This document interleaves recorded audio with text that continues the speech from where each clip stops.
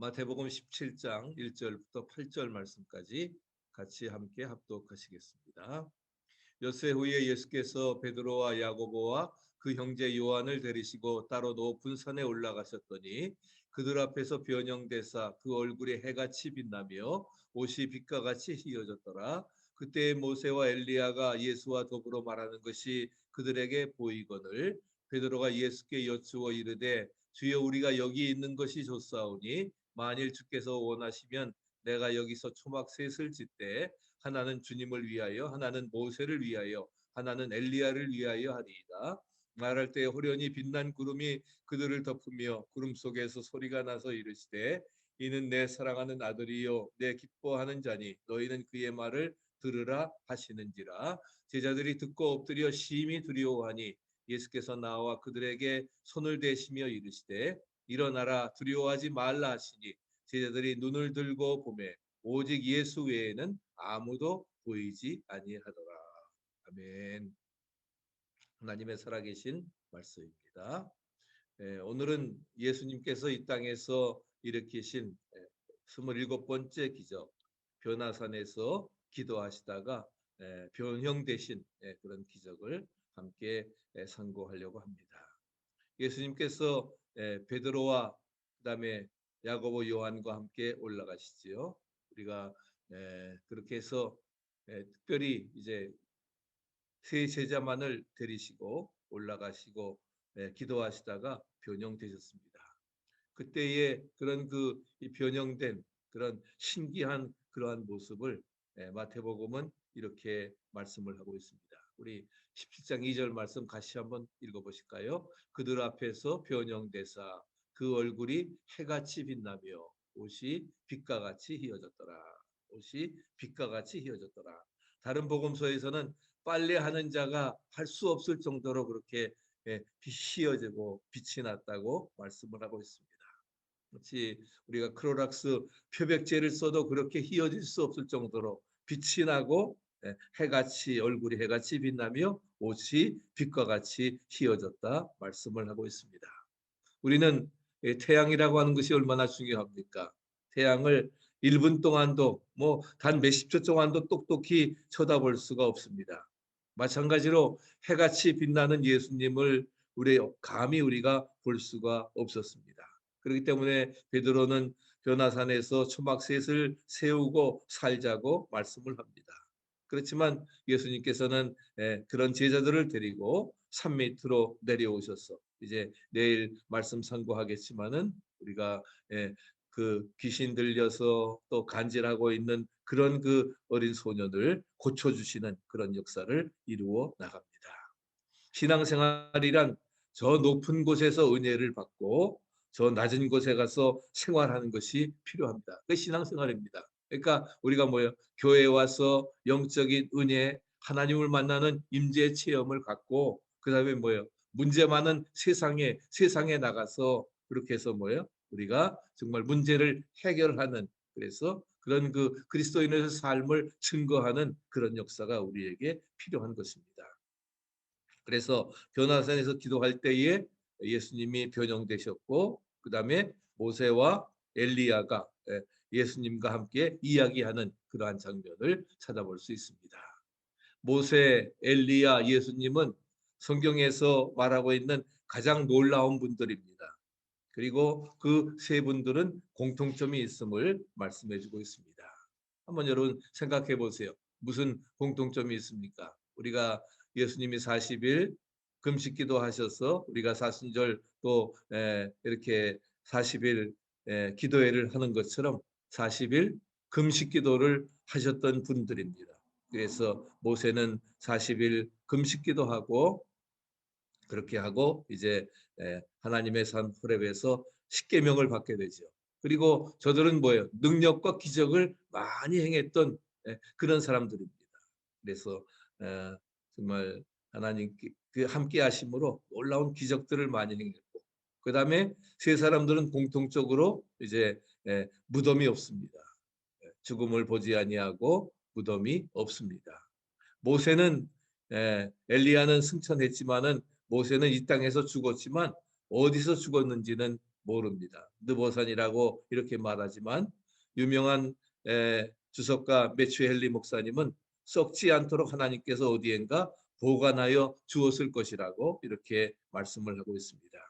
유다서 9절에 우리에게 이렇게 전합니다. 천사장 미가엘이 모세의 시체에 대하여 마귀와 다투어 변론할 때에 감히 회방하는 판결을 쓰지 못하고 다만 말하되 주께서 너를 꾸짖으시기를 원하노라 말씀을 하십니다. 그래서 모세는 이 땅에서 죽었지만은 하나님께서 어디엔가 저를 보관하실 것이라 그렇게 말씀을 하고 있습니다.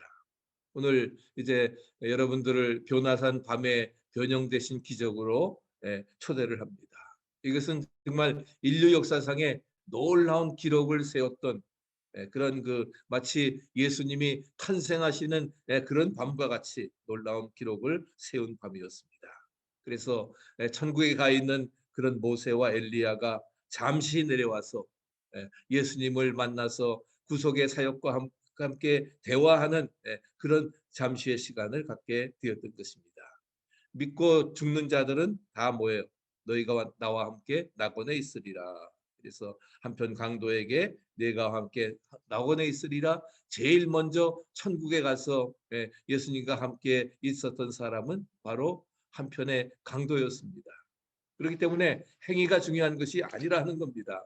예수를 믿음으로 우리가 구원받습니다. 할렐루야. 이것이 중요한 것입니다. 복음의 핵심인 것이지요. 그렇기 때문에 낙원에 천국에 가 있는 사람은 이 땅에 올 수도 없고 온 적도 없었습니다. 그런데 모세와 엘리야가 천국의 문을 열고 이 땅에 나타난 것은 첫 번째 기록이자 오늘 마지막 기록임을 말씀해 주고 있습니다. 그래서 두 번째로 구약의 예언이 이루어진 그러한 밤이었습니다. 구약의 마지막 성경은 무엇이지요? 말라기입니다. 우리 말라기 4장 5절 같이 한번 읽어보실까요? 보라, 여호와의 크고 두려운 날이 이르기 전에 내가 선지자 엘리야를 너희에게 보내리라. 크고 두려운 날이 이르기 전에, 심판 날이 이르기 전에 내가 선지자 엘리야를 너희에게 보내리라 말씀하십니다. 이스라엘 백성들은 이 말씀 때문에 예수를 그리스도로 받아들이지 못합니다. 엘리야가 와야 메시아가 오시는데 엘리야가 오지 않았으니 메시아는 아직 오시지 아니하였다는 거예요. 그렇기 때문에 경건한 유대인들은 아직까지도 뭐예요? 메시아를 기다리면서 기도합니다. 그런 것은 잘못된 것이지요. 그래서 예수를 뭐예요? 선지자 중에 하나라고 그냥 하는 겁니다. 능력 더 많으시지만 선지자 중에 하나이지 메시아는 결코 아니라고 하는 것입니다. 그렇지만은 바로 예수님이 말씀하십니다. 우리 마가복음 9장 또 12절 같이 한번 읽어보실까요? 엘리야가 과연 먼저 와서 모든 것을 회복하거니와 어찌 인자에 대하여 기록하기를 많은 고난을 받고 멸시를 당하리라 하였느냐. 그러나 내가 너희에게 이르노니 엘리야가 왔을 때 기록된 바와 같이 사람들이 함부로 대우하였느니라. 주님 말씀하시기를 이제 뭐예요? 엘리야가 왔을 때 기록된 바와 같이 사람들이 임의대로 대우하였느니라. 예수님이 엘리야가 온다고 하는 그 말라기의 말씀은 정말 엘리야가 온다고 하는 말씀이 아니라 엘리야 같이 선지자 노릇을 한 세례 요한이 왔다고 하는 것을 말씀을 해주고 있는 것입니다. 영적 엘리야가 바로 세례 요한이라는 것이요. 그러면 우리 말라기 4장 5절에 있는 말씀이 어떻게 했습니까? 응해진 것입니까? 아닙니까? 응답해진 거지요. 응답해진 건데 그런데도 뭐예요? 유대인들은 믿지 않는 겁니다. 저희들은 믿습니다. 예수님이 구세주라고 하는 사실, 그리고 영적인 엘리야가 세례 요한이라고 하는 사실, 그래서 주의 길을 예비하는 자, 정말 나는 그분의 신들매를 풀지도 못하겠다고 하면서 그는 흥하여야 되겠고 나는 쇠하여야 되리라 하고 정말 순교당해 죽는 그런 광야에 외치는 자의 그 소리인 세례 요한을 우리가 영적인 엘리야로 우리는 믿습니다. 그런데 그럴 사람들은 몰라보고 임의로 아무렇게 대우하였다 말씀을 하고 있습니다. 메시아인 예수도 몰라보고 있다고 하는 그런 탄식을 말씀하고 있는 것이지요. 그러나 이 밤은 정말로 엘리야가 나타난 그런 기적의 밤이었습니다. 그래서 구약의 중대한 예언을 이루는 그러한 밤이었습니다. 그러면 모세와 엘리야가 천국에서 내려와서 예수님을 만나면서 무엇을 논의하였을까요? 예? 구속 사업을 구체적으로 논의한 밤이었을 것입니다. 이제 공생애가 마지막 부분으로 갑니다. 어떻게 구속 사역을 완성해 나갈 수 있을 것인가? 우리는 그냥 추론해 보는 것입니다.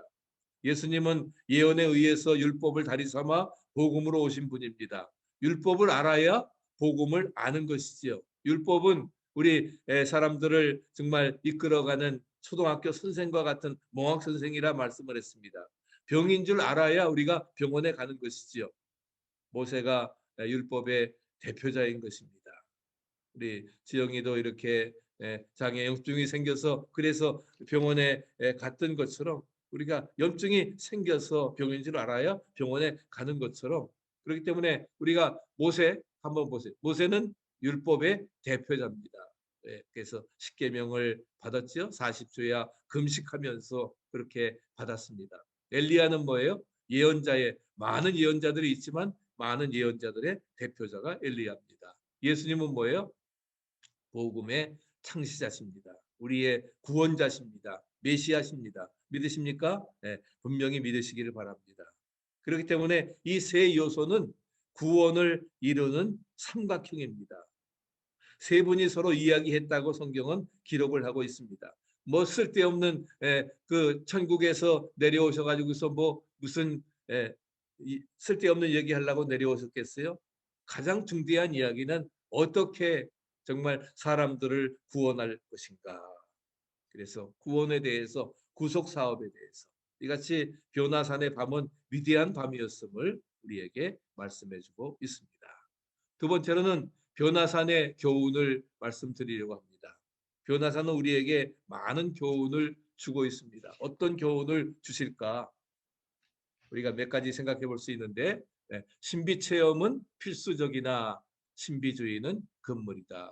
우리 1번, 2번, 3번, 4번 나올 때 같이 저하고 읽으시기 바랍니다. 신비 체험은 필수적이나 신비주의는 금물이다.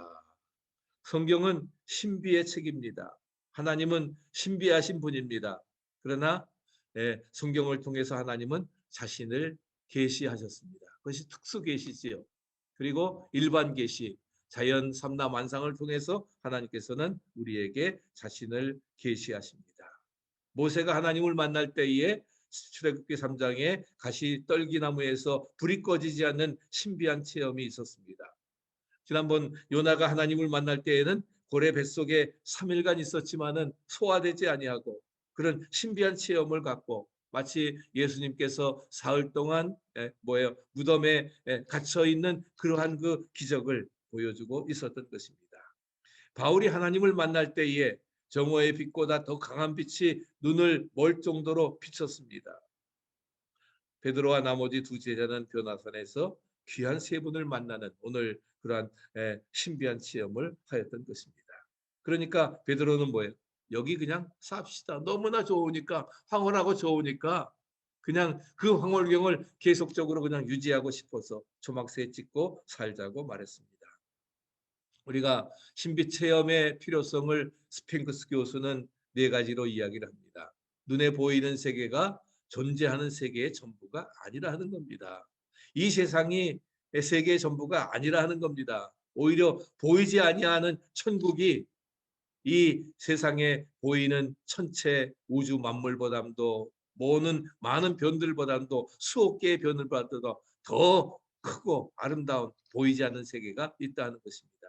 우리 인간의 참된 목적은 인간 이상의 대상과 합일함에 있다. 우리가 사는 목적은 뭐라고요? 하나님께 영광, 할렐루야. 인간 이상의 대상, 즉 전능하신 하나님, 창조주 하나님과 우리가 하나 되어지는 내가 그리스도 안에 그리스도가 내 안에 정말 하나님과 하나 되어지는 합일함에 우리의 목적이 있다는 것입니다. 그러기에 우리가 열심히 기도하고 주의 전에 나오고 정말 주의 뜻을 위해서 일하고 그렇게 살아가는 것이지요. 또 신비 체험은 일상생활의 어떤 정서와 또한 목적이 전에 없던 그런 탁월한 용기를 준다고 하는 사실입니다. 그렇기 때문에 신비한 체험을 갖게 되면 능력을 얻는 것이지요. 그렇기 때문에 뭐예요? 두려움이 사라지는 겁니다. 나도 할 수 있다고 하는 그러한 그 확신을 갖게 되는 것입니다. 그래서 정말 신비한 체험을 갖게 되면은 탁월한, 오직 성령이 너에게 임하시면, 이거 신비한 체험 아니에요? 성령이 임하시면 권능을 받고, 위로부터 오는 정말 두나미스 파워를 받고 우리가 끝까지 땅 끝에서 증인이 되리라고 말씀을 하고 있는 것입니다. 또 신비 체험한 자는 임박한 위험 속에서도 어떻게 합니까? 절대 안정이 있습니다. 상황 환경이 아무리 어렵다 할지라도 뭐예요? 넘어지지 않습니다. 절대 안정하면서 정말 믿음으로 나아갈 수 있는 것입니다. 또 신비 체험한 자는 일상생활에서 찾을 수 없는 특수한 종교 체험이기 때문에 그 효능이 누구에게? 다른 사람에게까지도 증인이 되어지는, 내가 체험한 신비 체험, 내가 만난 예수님, 내가 체험한 그 주님의 그런 능력, 나사렛 예수의 이름으로 정말 다른 사람에게 증거하고 전하는, 또한 나타내는 그런 역사가 이루어지게 되는 것입니다. 아멘. 그렇지만은 우리가 신비 체험에 빠지게 되면 어떻게 합니까? 신비주의가 됩니다. 신비주의에 빠지게 되면 신비주의가 되어서, 그래서 베드로와 같이 뭐예요? 뿅 가가지고서 여기 있는 것이 좋사오니 여기서 그냥 삽시다. 세상을 등지게 되는 거예요. 네? 신비 체험이 좋은데 또 해야 되는데 신비 체험에 빠지면 신비주의가 된다는 것입니다. 불이 좋다고 해서 불에 타면 안 되지요. 물이 좋다고 해서 물에 빠지면 안 되는 것입니다. 그렇기 때문에 그럼 신비주의가 여러 가지 특징을 가지고 있는데 어떤 특징을 가지고 있느냐? 살고 있는 세상을 등지고 신비 체험한 장소에 집착하도록 만든다고 하는 것입니다. 여의가 좋사오니 베드로와 같이 그렇게 하는 거예요. 그렇기 때문에 사실은 이단에 빠진 사람들, 그래가지고서 그냥 한 곳에 모여가지고서 뭐 주님 오실 때까지 기다린다고 하는 그런 사람들 어떻게 뭐예요? 그냥 마치 베드로와 같이 신비 체험한 장소에 그대로 여기에서 세상을 멀리하고 살겠다고 하는 그런 것입니다. 신비 체험한 장소가 중요한 것이 아니라, 믿습니까? 신비 체험을 주신 하나님, 이것이 중요한 것입니다. 장소가 중요한 게 아니라 누가 주셨느냐, 누구를 통해서 내가 신비 체험을 하게 되었느냐, 하나님이 중요하다는 것입니다. 사도 바울은 다메섹 도상에서 예수님을 만났지만 단 한 번도 그 자리를 흠모한 적이 없습니다. 자기는 뭐예요? 예수 믿는 사람 잡으러 가는 그런 핍박에, 그렇다고 해서 예수님 만났다고 해서 그렇지 않았습니다. 나타나신 주님을 위해서 오히려 목숨을 버렸던 것을 찾아볼 수가 있습니다. 또 신비주의 특징은 뭐예요? 사람에게 집착하도록 만듭니다. 그래서 베드로도 엘리야와 모세와 예수님에게 집착해서 여기 그냥 초막새 짓고 살자고 말씀을 하고 있습니다. 여러분, 사람에게 집착하는 것은 신비주의입니다. 진정한 신비 체험은 예수님에게 집착하게 만듭니다. 믿습니까? 이것이 중요한 거예요. 우리가 정말 예수님을 통해서 영적 체험을 했다고 하면은, 성령을 통해서 영적 체험을 했다면 누구에게 집착해요? 예수님에게 집착합니다. 예수님의 뜻에 집착해야 된다는 것입니다. 이것이 무엇보다 중요합니다. 어떤 목사님에게 은혜 받았다고 해서 그 목사를 따라다닌 것, 그것이 신비주의고 이단이 되어지는 거예요. 그분에게 은혜 받은 다음에 예수님께서 그분을 통해서 역사하셨으니까 주님께 헌신해야 됩니다. 아멘. 이것이 올바른 신앙이라는 거예요. 여러분, 오늘 굉장히 우리가 중요한 이야기를 하고 있는데 이것 굉장히 중요한 이야기입니다. 우리가 은혜 받고는 누구에게? 주님께 헌신해야 돼. 오직 예수 주님만. 그다음에 신비 체험 그 자체가 집착하게, 그 신비 체험 그 자체에 집착하게 만든다고 하는 것입니다. 신비 체험의 목적은, 에카르트라고 하는 분은 이렇게 말합니다. 새로운 행동을 위해 높으신 이의 뜻과 인간의 뜻을 일치시키는 데 있다. 높으신, 아까 말한 것처럼 인간의 대상, 인간 이상의 대상과 합일함에 있다. 즉 뭐예요? 새로운 행동을 위해서, 내가 삶의 새로운 행동을 위해서 높으시니 하나님의 그 뜻과 내 뜻을 나의 품은 뜻 주의 뜻같이 되게 해 주시옵소서. 예? 그렇게 기도하면서 예, 하나님의 뜻에 하나님의 뜻, 예, 자기의 뜻을 펼쳐나가는 것이 아니라 하나님의 뜻에 내 뜻을 복종시켜서 그렇게 해서 실천해 나가는 것. 그래서 하나님과 뜻을 일치시키는 것이 신비 체험의 목적이라는 거예요. 그렇기 때문에 신비 체험이 중요한 것이 아니라 그것 때문에 예수님을 더 사랑하게 되는 것이 중요한 것입니다. 아멘. 중요한 거죠. 신비 체험 자체가 장소가 중요한 게 아니라 그것 때문에 예수님을 정말 그 신비 체험을 주신 그 예수님을 더욱 사랑하게 되는 것이 무엇보다 중요하다는 사실입니다. 이 신비 체험의 장점과 단점이 같이 있습니다. 우리가 빛이 있으면 반드시 그림자가 있지요. 그림자 없는 빛은 없습니다. 빛이 없으면은 그림자가 생길 리가 없는 것이지요. 베드로는 장점과 단점을 동시에 가지고 있음을 오늘 본문을 통해서 우리가 알 수 있습니다. 베드로는 정말 수혜자지요. 그리고 그 앞에 우리가 오늘 17장 했습니다만 16장에 가서 정말 위대한 고백을 합니다. 주는 그리스도시요 살아계신 하나님의 아들이십니다. 이것을 알게 하니는 혈육이 아니라 내 하나님이시다. 그러면서 예수님께서 그에게 뭘 주셨습니까? 천국 열쇠를 주셨습니다. 그래서 로마 일대 교황이 되었다 이야기를 하지요. 이렇게 정말 수제자로서 그래서 베드로가 주여 우리가 여기 있는 것이 좋사오니 초막셋을 질 때 하나는 주를 위해서 그다음에 엘리야를 위해서 모세를 위해서 하겠습니다. 여기에 장점이 찾아볼 수 있는데 베드로의 장점은 무엇입니까? 지금까지 베드로는 예수님을 따라다녔습니다. 누가복음 5장에서 정말 밤새 한 마리 잡지 못하다가 그물이 찢을 정도 고개를 잡힌 다음에 주여 나를 떠나소서 내가 이후로는 사람을 낚는 어부가 되게 하리라 말씀하셨을 때에 모든 것 다 버려두고 배와 그물을 버려두고 예수님을 쫓았다.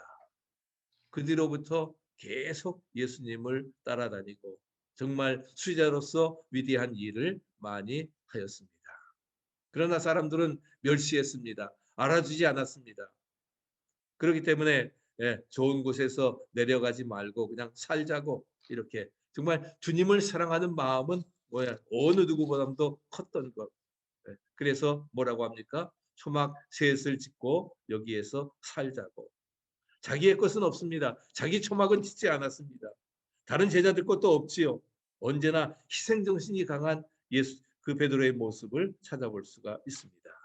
이렇게 위대하고 훌륭한 일 예수님 끝까지 따라다니고 초막새 짓다고 하는 장점이 있지만은 반대로 또 단점도 있습니다. 그것은 뭐예요? 모세와 엘리야를 지상으로 끌어내리려고 하는 정말 그가 천국에서 온 사람은 전무후무하게 정말 그 두 사람밖에 없는데 그를 지상으로 끌어내리려고 하는 그래서 변화산에서 함께 살자고 하는 그런 실수를 하고 있는 것을 찾아볼 수가 있습니다. 그래서 그분들은 다시 올라가야 될 뿐입니다. 예수님과 함께 마지막 구속 사역을 논의하시고 이제 십자가를 지시기 전에 어떻게 하실 것인가 정말 제자들 앞에서 변형되시면서 메시아라는 사실을 다시 확인시키면서 올라가야 될 분들인지 베드로와 만나가지고서 초막에서 살 분들이 아니라는 것입니다. 그들에게는 초막이 필요하지 않습니다. 그런데 그런 그 잘못된 자기 위주의 그런 실수를 하고 있는 것입니다. 또 인간의 죄를 지시고 대속물로 죽으시려고 이 땅에 오신 주님의 진정한 의도를 몰랐습니다. 주님은 이곳에서 편히 계시기 위해서 인간에 온 것은 인자에 온 것은 뭐예요? 계속 강조해 나옵니다만 섬김을 받으려 함이 아니라 섬기려 하고 자기 목숨을 많은 사람들의 대속물로 할렐루야 대속물로 주시기 위해서 오셨다고 하는 사실입니다. 그렇기 때문에 우리 3번 같이 한번 읽어보실까요? 산 위는 능력받는 자리나 일할 자리는 아니다. 여러분 산 위는 아까 말씀드린 것처럼 우리에게 신앙생활에 있어서 영적 체험은 중요합니다. 필수입니다. 믿으십니까? 영적 체험 우리가 꼭 가져야 됩니다. 그래야 우리가 신앙생활 잘할 수 있는데 그렇기 때문에 영적 체험을 받기 위해서 어떻게 돼요? 산 위에 올라가는 겁니다. 교회에 나오는 겁니다. 기도원 가는 겁니다. 내 뭐예요? 하나님과 은밀히 만날 수 있는 내 기도의 자리를 찾는 것입니다. 그것이 바로 뭐예요?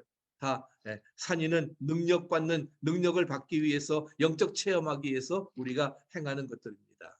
그러나 그 능력 받는 자리가 산이든지 어떠한 장소든지 간에 그러나 그것이 능력 받는 자리지만 일할 자리는 아니라 하는 것입니다.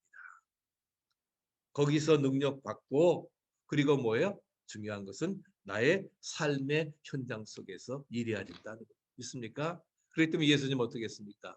너희 이렇게 변형의 체험, 능력, 황홀한 경험 가졌느냐? 그렇다고 하면 뭐예요? 이제 문제 많은 세상 속에 내려가서 또 귀신을 쫓아내고 또 섬기면서 정말 복음을 증거하는 삶을 살아가야 된다 하는 것입니다. 산 밑에는 바로 뭐예요? 그 다음에 내일 말씀드리겠지만 예수님을 기다리는 무리들이 있었음을 제자들이 귀신을 내어 쫓지 못해서 정말 애쓰고 고통당하고 있는 그러한 모습을 보게 되는 것입니다. 할 수 있거든이 무슨 말이냐? 믿는 자에게는 능치 못할 일이 없느니라 주님 말씀하시면서 정말 우리가 능력 받아서 이제 세상에 나가서 일해야 된다. 사명 감당해야 됨을 말씀해주고 있습니다. 마지막 네 번째는 같이 읽으세요. 하나님이 쓰시는 사람의 얼굴은 빛이 난다. 할렐루야. 하나님이 쓰시는 사람의 얼굴은 빛이 납니다. 성경의 얼굴에서 광채가 난 사람이 또 셋이 있지요. 누가 그랬습니까? 예, 모세가 그랬습니다. 십계명을 받고 정말 모세가 그랬습니다. 예, 사람들이 그를 보기에 얼마나 두려워하는지 모세가 수건을 썼고 또 스데반이 돌에 맞아 죽을 때에도 어떻게 했습니까? 얼굴에서 광채가 났다 말씀을 합니다. 헬라어는 에자스트 파포텐이라고 하는 말입니다. 에자스트 파포텐 변형되었다, 빛이 났다 말씀을 하고 있습니다.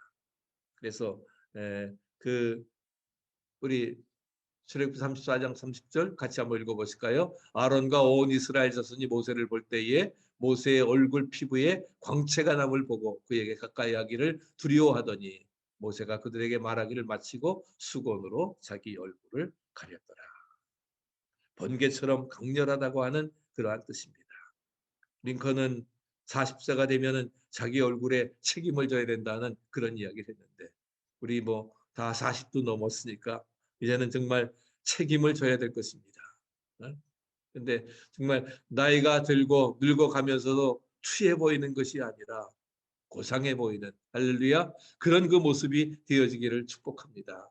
이번에 우리가 40일 기도회 하고 사람들이 보기를 어떻게 당신의 얼굴에 광채가 나느냐 그렇게 얼굴이 평안해 보이고 기쁨이 넘치느냐 할렐루야 그러기 위해서 뭐예요? 정말 우리 40일 기도회가 우리가 영적인 체험을 하는 변화산의 은혜가 임하시기를 축복합니다. 예? 그런 그 역사가 우리에게 이루어져야 돼요.